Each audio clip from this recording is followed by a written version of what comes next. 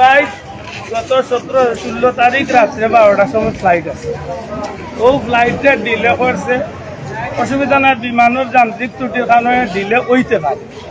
দুঃখের বিষয় 178 জন মানুষ দুবাইর এয়ারপোর্টও আছে লাওয়ারিশ অবস্থা, বিমান কর্তৃপক্ষের কোনো মানুষ নাই, দেখার মতো কেউ নাই। না বাড়তে আমরা সারা রাত বিমানও কাটাইয়া শেষ পর্যন্ত আমরা সিআইডি ধরিয়া দুবাইয়ের পুলিশে অনুরোধ করি আমরা হোটেল।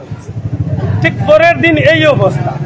অঙ্কত হইল গোটা পৃথিবীর জমিনে আমরা প্রবাসী যে বাইয়েন আছেন নিজের দেশকে মায়া করিয়া নিজের দেশের বিমানের টিকিট করিয়া আইতে চায় যাইতে যায়, কিন্তু যে দেশের বিমানের কোনো অভিভাবক নাই।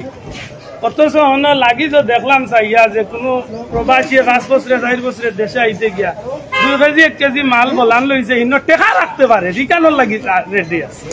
অথচ বাংলাদেশের মানুষের কোনো জো নাই।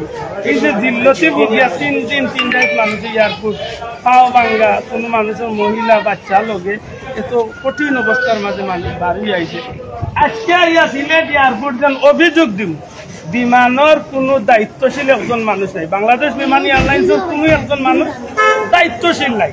এখন বিমানের যে মূল যে একজনের লোকে যোগাযোগ করবা আলাপ করবা ইলা কোনো জন নাই। এয়ারপোর্ট আউট হয়ে গেছে লাওয়ারিশ এয়ারপোর্ট, বেলা বিমানও লাওয়ারিশ এয়ারপোর্টও লাওয়ারিশ। এমনকি ও বিমান এয়ারপোর্টের আমরা যে দায়িত্বে যে স্যার আছে আমরা অনুরোধ করছিলাম যে তানরে আমরা বিষয়টা অবগত করিয়া থাকি। মাশাআল্লাহ আজকে শুক্রবার স্যারও ছুটি, স্যারও নাই। ও স্যারের বক্তব্য আমরা 2-4 ঘন্টা শুনাইয়া আইছি।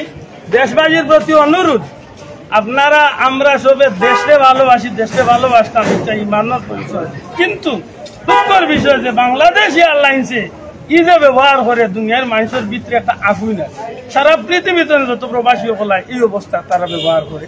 এটা আমি আপনারা কাছে চাইমু কিতা করবা, বাংলাদেশ বিমানে টিকিট করিয়া বেশ করিয়া আইতাম না যাইতাম। হাসা কথা জানান ইলা কিছু মানুষ আমার লাগান আছে যারা ফিরতি ফ্লাইট আরবার বাংলাদেশ বিমানে করিয়া বইতে আছে, কিচ্ছু করার নাই। দেখান করার আগে অন্তত পক্ষে আমরা দেশের মানুষের সচেতন হইবার লাগে। আমরা আশা করবো যে আপনার এই বিষয়টা একটু খেয়াল রাখার দরকার।